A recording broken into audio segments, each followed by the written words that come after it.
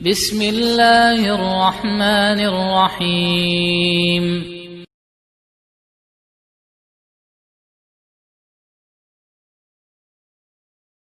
Sebuah hadis yang menjelaskan kepada kita bagaimana Allah menghukum orang yang menghina Nabi Muhammad SAW.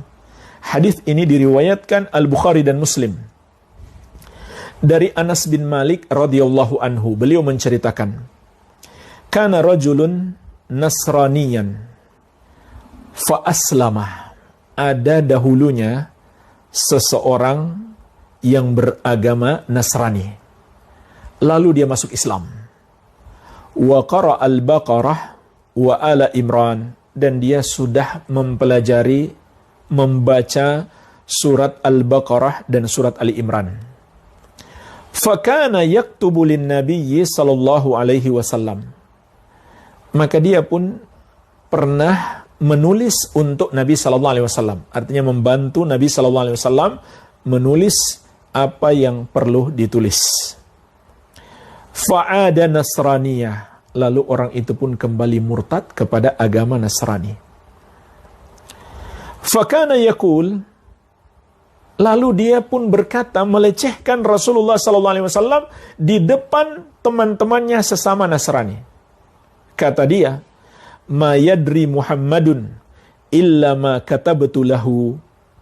Muhammad itu sebenarnya nggak tahu apa-apa kecuali yang telah aku tuliskan untuknya. Padahal dia disuruh menulis oleh Nabi SAW.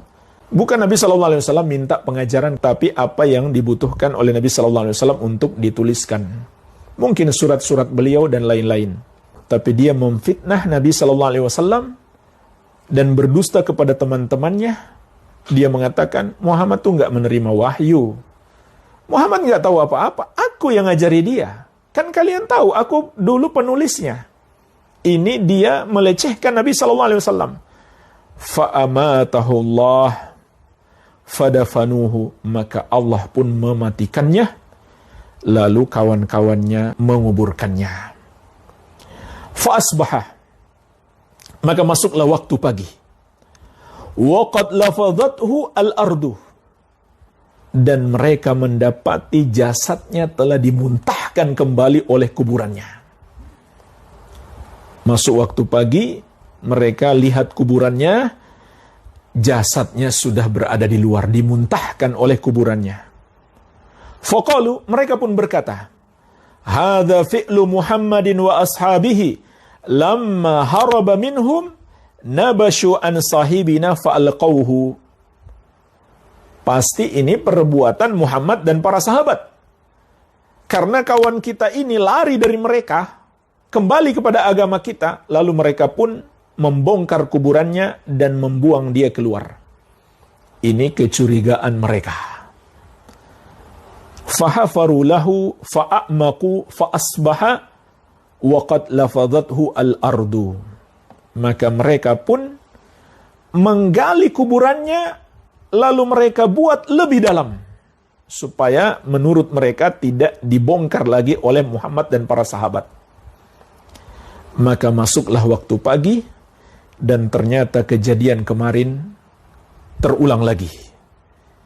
Bumi memuntahkan dia keluar dari kubur. Faqalu, mereka pun kembali berkata, hadza fi'lu Muhammadin wa ashabihi nabashu an sahibina lamma haraba minhum fa'alqawhu. Pasti ini perbuatan Muhammad dan para sahabatnya. Mereka menggali kuburan sahabat kita ini karena dia lari dari mereka, lalu mereka buang dia dari kuburannya.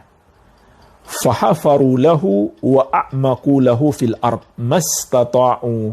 Mereka pun menggali kembali, mereka tambah lebih dalam semampu mereka, supaya menurut kecurigaan mereka tidak bisa lagi Muhammad dan sahabatnya mengeluarkan jasadnya. Fa'asbaha, masuk kembali waktu pagi, ini hari ketiga. Waqad lafadhathul ardu. Ternyata mereka dapatkan kejadian serupa. Bumi kembali memuntahkan dia keluar dari kuburannya. Fa'alimu annahu laisa minan nas. Maka mereka pun menyadari ini pasti bukan perbuatan manusia. Ini ini nggak mungkin manusia yang melakukan. Mereka pun tahu ini pasti dari Allah Azza wa Jalla, ini azab yang menimpanya. Fa'alqauhu, maka mereka pun membuang jasadnya, tidak lagi mereka kuburkan karena percuma saja. Allah murka, bumi pun enggan menerima jasad orang yang menghina Rasulullah sallallahu alaihi wa ala alihi wasallam. Dan masih banyak lagi jemaah sekalian, kisah-kisah tragis orang-orang yang merendahkan, menghina, melecehkan Rasulullah sallallahu alaihi wasallam ataupun syariat beliau, sunnah-sunnah beliau, ajaran-ajaran beliau, agama Islam. Allah akan menghinakannya di dunia dan di akhirat. Oleh karena itu jemaah sekalian, jangan sampai kita terjerumus dalam perbuatan ini dan atau menyetujui, mendukung, naudzubillah, kita pun akan dihukumi sama dengan orang tersebut. Dan kami ingin mengingatkan, termasuk kewajiban setiap muslim untuk membela Rasulullah sallallahu alaihi wa ala alihi wasallam. Kewajiban kita bukan sekedar bersyahadat Muhammad Rasulullah. Kewajiban kita bukan sekedar mempelajari sunnah beliau, mengamalkannya dan mendakwahkannya. Kita juga punya kewajiban untuk membela beliau sallallahu alaihi wasallam.